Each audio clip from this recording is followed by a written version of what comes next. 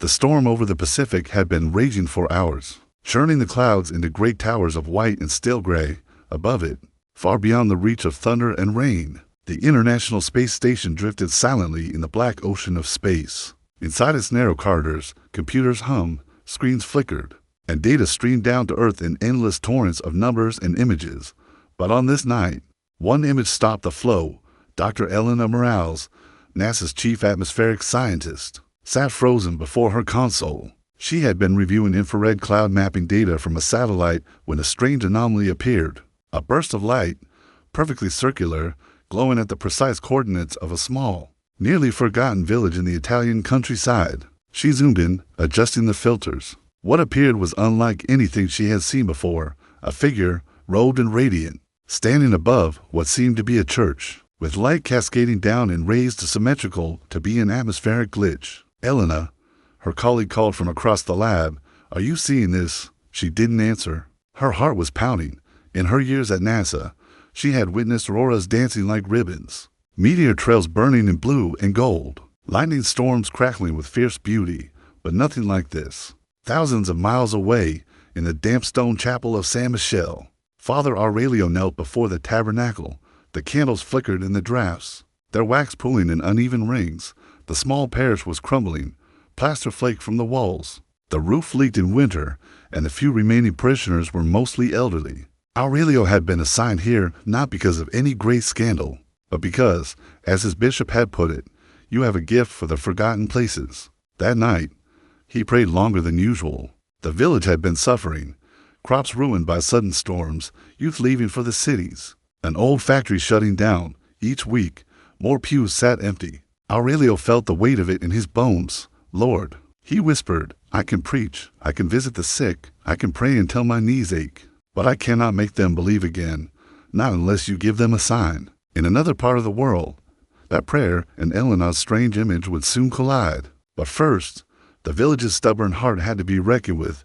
Johnny Bellani was not a bad man, but he was a bitter one. Once the mayor, now a shopkeeper, he had watched the village shrink year after year. Faith, he told anyone who would listen, was a luxury for people whose lives still worked. "We need jobs, not prayers," he said when Aurelio invited him to the Feast of Corpus Christi. Johnny's wife had died young, and he carried the loss like a permanent limp.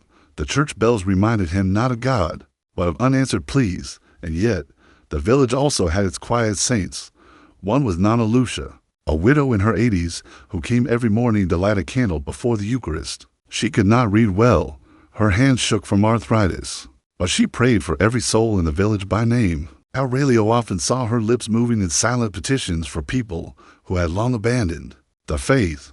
"The Lord will not forget us," she would say, with the certainty of someone who had already seen too much to doubt. The turning point began with a call from Rome to Houston. Elena's data had been flagged as possible phenomenon of interest, and a Vatican astronomer, Father Paolo Leone, was quietly asked to investigate.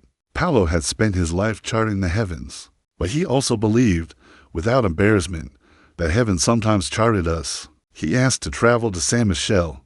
When he arrived, the village was half asleep under the afternoon sun. He stepped into the chapel, where Aurelio was dusting near the altar. "Father Aurelio," he said, "I am Paolo Leone. I believe something remarkable has happened here." They spoke for hours. Paolo showed him the NASA images, each frame revealing the luminous figure above the chapel. Aurelio felt a shiver, not of fear, but of awe. Could this be the sign he had begged for? But news like this does not stay hidden. A local journalist overheard talk of a light in the sky, and soon the village buzzed with rumors, some dismissed. "It is a trick of the weather." Johnny scoffed openly. If God wanted to speak, he wouldn't send a postcard from space. Others, quietly, began to hope. That Sunday, the chapel overflowed for the first time in years. Aurelio stood before the people, holding up the Eucharist, his voice trembling. "Whether the world calls it coincidence or miracle," he said, "what matters is this: Christ is here, not somewhere far in the stars, but here, for you." In the front pew, Nonna Lucia wept, and in the back, Johnny stayed until the final blessing, his arms crossed, but his eyes wet. From NASA's sterile control rooms to the worn wooden pews of San Michele, the image had stirred something, not just curiosity, but hunger. And as the days passed, more would come to see for themselves, not knowing that the true miracle was not in the sky, but in the slow, quiet resurrection of faith. In a village that had nearly forgotten how to believe, Father Elias had not expected to see her again. Sophia, the stubborn investigative journalist who had once called him a relic in a dying church, stood by the courtyard fountain, rain dripping from her coat. She looked thinner, harder, like the world had been grinding her down. "We need to talk," she said. Her voice carried no warmth, only urgency. "And you're not going to like what I have to tell you." Inside the rectory, the air smelled faintly of candle wax and wet wool. She set her bag on the table, unzipped it, and slid out a folder stuffed with printouts and photographs. 3 months ago, she began, I embedded with a research team on the International Space Station. They were mapping auroras near the South Pole. Then something appeared in the data, in the images, and the system flagged it as an unexplained luminous formation. She pushed the first photograph toward him. Father Elias leaned forward, squinting at the grainy NASA-stamped image. It looked, at first, like a cluster of light caught in the void, but as his eyes adjusted, the shape became unmistakable, a figure, arms outstretched, as though in blessing. The contours were faint yet eerily familiar. He felt his throat tighten. It could be anything, he said, but his voice wavered. "No," Sophia said, shaking her head. "We enhanced the image. I showed it to people who didn't know what they were looking at. Half of them described it as a man in robes. Some said it looked like the Eucharist being elevated in Mass." He looked again, and the image began to pulse in his mind like a memory long buried. Rain hammered the window. His heart felt heavier with each beat. "And you came to me because?" "Because," she said slowly, 2 weeks after this image was captured, there was a report from a remote church in Bolivia. A priest claimed the Eucharist in their monstrance began glowing, and not with candlelight. Witnesses say it matched the shape in this photograph. A silence filled the room, deep and uncomfortable. In that stillness, he could almost hear his old mentor's voice. "Signs are not for curiosity, Elias. They are for conversion." "What do you want from me?" he asked at last. "I want to know," she said, her eyes boring into him, "if this is real, or if we're just desperate enough to believe it is. If you'd like, I can keep going into the next sequence where Pope Leo XIV's humble intervention forces the prideful opponent to face the truth, and the miracle's meaning deepens. That's where the emotional and spiritual turning point will happen." Father Elias felt the question pierce deeper than he wanted to admit. He had spent decades defending the faith from skeptics like Sophia, but now looking at that image he found himself standing at the very edge of his own certainty. He set the photograph down and reached for the worn crucifix on the table, letting his fingers trace the grooves. "Truth," he said quietly, "is not afraid of being tested." Sophia's expression softened for the first time that night.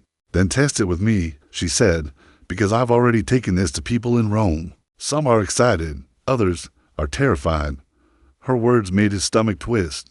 In Rome, he knew, nothing caused more fear than a miracle that couldn't be controlled, especially now, when Pope Leo XIV was fighting to bring humility back to a fractured church, while Cardinal Varese, a man as ambitious as he was brilliant, maneuvered behind the scenes. A miracle of this scale could be weaponized by either side. The next day, Elias and Sophia boarded a flight to Rome. The Vatican skyline rose in the mist like a city caught between heaven and earth. Inside the apostolic palace, Pope Leo himself welcomed them not with ceremony, but with the warm, steady eyes of a shepherd. He listened without interrupting as Sophia explained the NASA sighting, the Bolivian Eucharistic glow, and the strange convergence of events. When she finished, Leo sat back in his chair, fingers steepled. "If this is from God," he said slowly, "it will not be for our pride, but for our conversion. And if it is not from God, then it will crumble under the weight of truth." Cardinal Varese, who had been silently pacing in the corner, stepped forward with a smile that didn't reach his eyes. "Holy Father, with respect, the faithful don't need riddles, they need certainty. Imagine the power this could give us in defending the church. We could bring millions back." Pope Leo turned to him, his voice calm, but edged with steel. "We do not bring souls back by force, Varese, but by love. And love never uses God as a tool.